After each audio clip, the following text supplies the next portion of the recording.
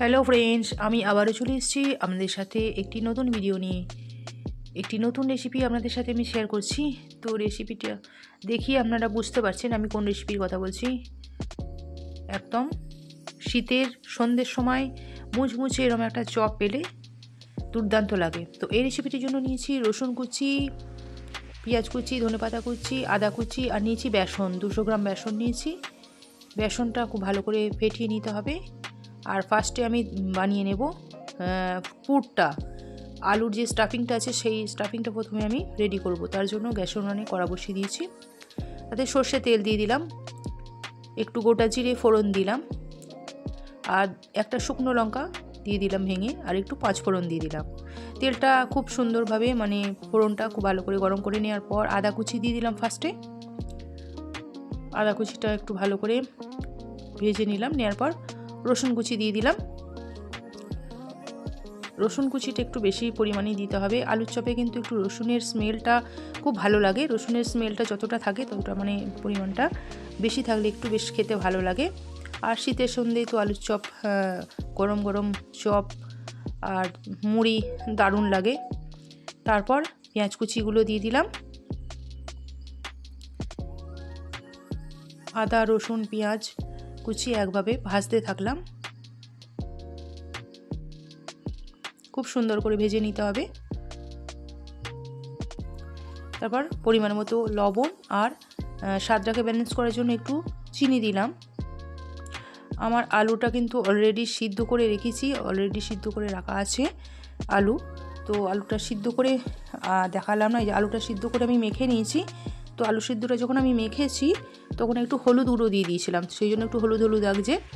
আলু সিদ্ধটাতে একটু হলুদ গুঁড়ো দিয়ে দিয়েছিলাম বলে একটু হলুদ হলুদ লাগছে। তো আলু সিদ্ধটা এবার দিয়ে দিলাম। পেঁয়াজ আদা আর রসুনটা খুব ভালো করে ভেজে নেওয়ার পর আলু সিদ্ধটা দিয়ে দিলাম। এবার আলু সিদ্ধটা দিয়ে খুব ভালো করে নাড়াচাড়া করতে হবে। দিয়ে দিলাম লঙ্কার গুঁড়ো, লাল লঙ্কার গুঁড়ো, আর একটা ডাস্ট একটা মশলা পাউডার, যেটা আমি বাড়িতে সবসময় ব্যবহার করি। গোটা জিরে, গোটা ধনে, গোটা গোলমরিচ, শুকনো লঙ্কা সমস্ত শুকনো খোলায় ভেজে আমি মশলা করে রাখি, সেই মশলাটা দিয়ে দিলাম। তারপর দিয়ে দিচ্ছি ধনেপাতা কুচি। খুব সুন্দর এই পুরটা কিন্তু বানিয়ে নিতে হবে। আলুর চপ কিন্তু এই পুরটার কাছে খেতে লাগে, যে আলুর যে স্বাদটা অসাধারণ লাগে। এই পুরটা কিন্তু খুব ভালো করে তৈরি করতে হবে। তো যত ভালো করে বানানো যাবে তত কিন্তু আলুর চপ খেতে ভালো হয়। আমার স্টাফিংটা আলুর স্টাফিংটা একদম পুরো রেডি হয়ে গেছে। এবার এটা আমি নামিয়ে নেব। আর একটু জিনিস বাকি আছে, দিয়ে দেব একটা জিনিস, যেটা হচ্ছে এই যে বাদাম ভাজা ছিল, অল্প ছিল বাদাম ভাজা, বাদাম ভাজাটা দিয়ে দিলাম।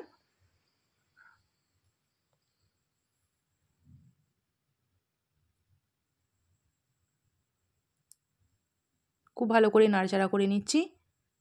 দেখতে পাচ্ছেন কড়ার তলা কিন্তু একটু লাগছে না। আমি যে আলু স্টাফিংটা একদম পুরোপুরি রেডি হয়ে গেছে, এটা আমি নামিয়ে নিলাম। এরপর বেসনটা আমি গুলে নেব। দিয়ে দিলাম পরিমাণ মতো বেসনে লবণ, একটু কালো জিরে দিয়ে দিলাম, সামান্য একটু কালো জিরে, আর দিয়ে দিচ্ছি একটু গোটা জিরে।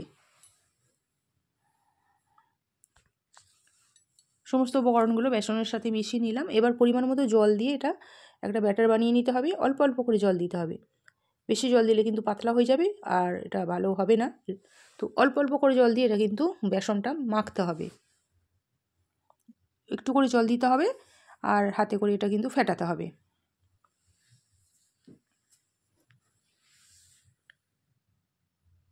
এই যে আমার ফেটানো অনেকটা হয়ে গেছে, দেখতে পাচ্ছেন প্রায় হয়ে এসছে। আমি দেখিয়ে দিচ্ছি, এর কোয়ান্টিটিটা দেখিয়ে দিলাম। ঘনত্বটা খুব মোটাও নয় আবার খুব পাতলাও নয়, মাঝামাঝিভাবে এর ঘনত্বটা রেখেছি, বেসনের ঘনত্বটা। এটা একটা প্লেট ঢাকা দিয়ে পাশে আমি রেস্টে 10 মিনিট রেখে দেব।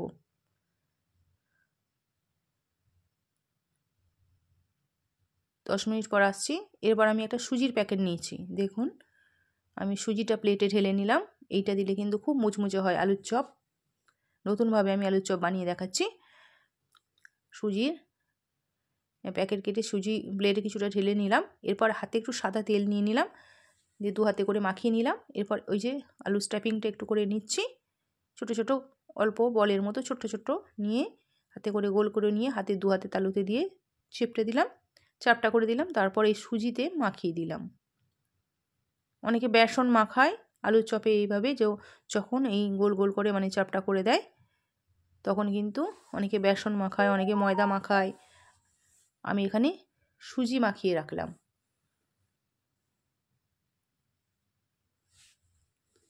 প্রত্যেকটা আলুর চপ একইভাবে আমি কিন্তু তৈরি করে নেব।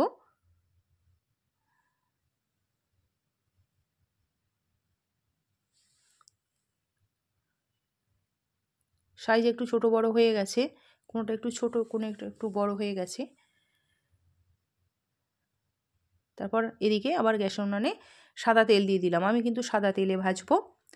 এই যে দেখতে পাচ্ছেন 1 প্লেট হয়ে গেছে।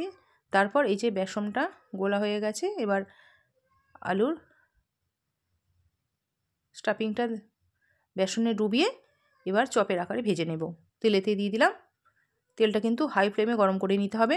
এখানে কিন্তু লো ফ্লেমের কোনো গল্প নেই, এখানে কিন্তু হাই ফ্লেমে চপ ভাজতে হবে।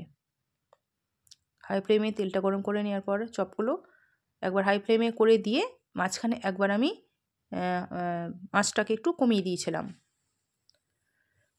আবার বাড়িয়ে দিয়েছিলাম।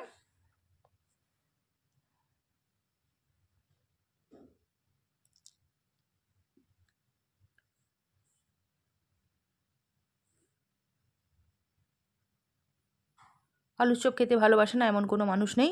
এই আলুর চপ খেতে কিন্তু সকলেই ভালোবাসে। দেখতে পাচ্ছেন চপগুলো আমার খুব সুন্দরভাবে কালার এসে গেছে, আর উল্টে পাল্টে আমি ভেজেও নিয়েছি, অনেকটা ভাজা হয়ে গেছে। দেখতেও খুব সুন্দর হয়েছে, আর খেতে কিন্তু খুবই মুচমুচে হবে। এটা অনেকক্ষণ পর্যন্ত কিন্তু মুচমুচে থাকবে। আমি কিন্তু এখানে কোনো খাবার সোডা ব্যবহার করিনি। এই যে 1 ঝাঁঝরি হয়ে গেল, তুলে নিলাম। 1 ঝাঁঝরিতে তুলে নিয়েছি। দ্বিতীয়বার আবার ওই একইভাবে একই পদ্ধতিতে দেব। চপগুলো তেলেতে দিয়ে দিচ্ছি একটা একটা করে।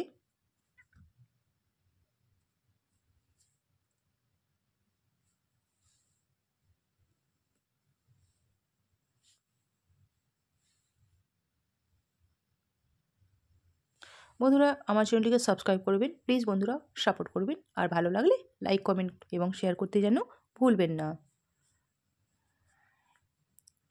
এগুলো হয়ে গেছে, উল্টে পাল্টে দেখতে পাচ্ছেন কত সুন্দর কালারটা হয়েছে। উল্টে পাল্টে এগুলোও ভেজে নিলাম।